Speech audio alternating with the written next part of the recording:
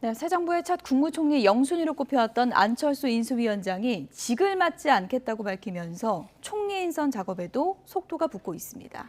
압축된 후보군 가운데 경제 안보 전문성은 물론 국회 인준 가능성이 상대적으로 큰 한덕수 전 총리가 유력하게 거론되고 있습니다.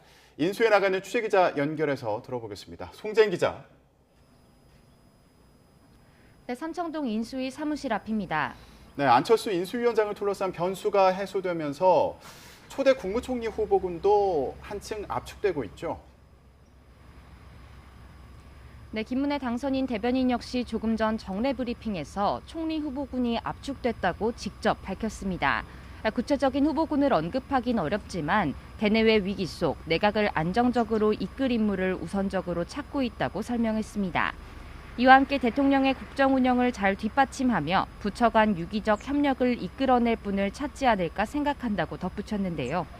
한덕수 전 국무총리가 유력 후보로 거론되는 배경과도 관련돼 보입니다.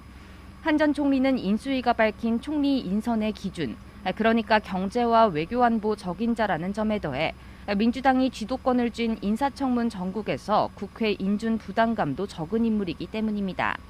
한 전 총리는 전북 전주 출신으로 노무현 정부 말 국회 인사청문회를 통과했었고 이명박 정부 때도 주미대사 등 요직을 거쳤습니다. 비슷한 기준에 따라 임종용 전 금융위원장 등 경제 분야에 정통한 관료 출신들도 후보로 언급되고 있습니다.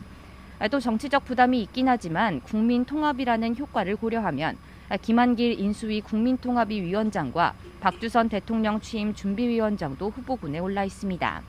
결국 최종 결정은 윤 당선인의 몫인데 윤 당선인은 이르면 오는 일요일 새 정부의 초대 총리 후보를 발표할 것으로 보입니다.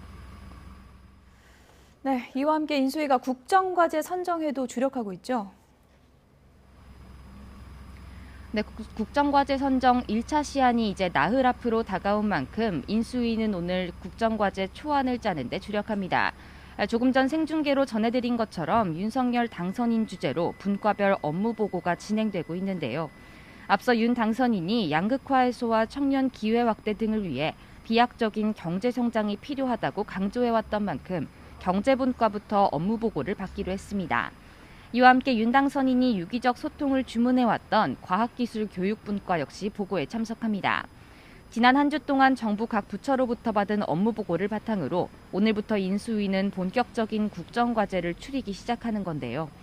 최우선 과제는 역시 코로나19 위기 극복 방안입니다. 오후 안철수 위원장이 주재하는 인수위 코로나19 비상대응특위 회의에서도 관련 논의가 이어질 것으로 보이는 가운데 윤 당선인은 오후 청년 무역 국가대표들을 만나 격려하면서 오늘 하루 내내 경제 행보에 주력합니다. 지금까지 삼청동 인수위 사무실 앞에서 YTN 송재인입니다.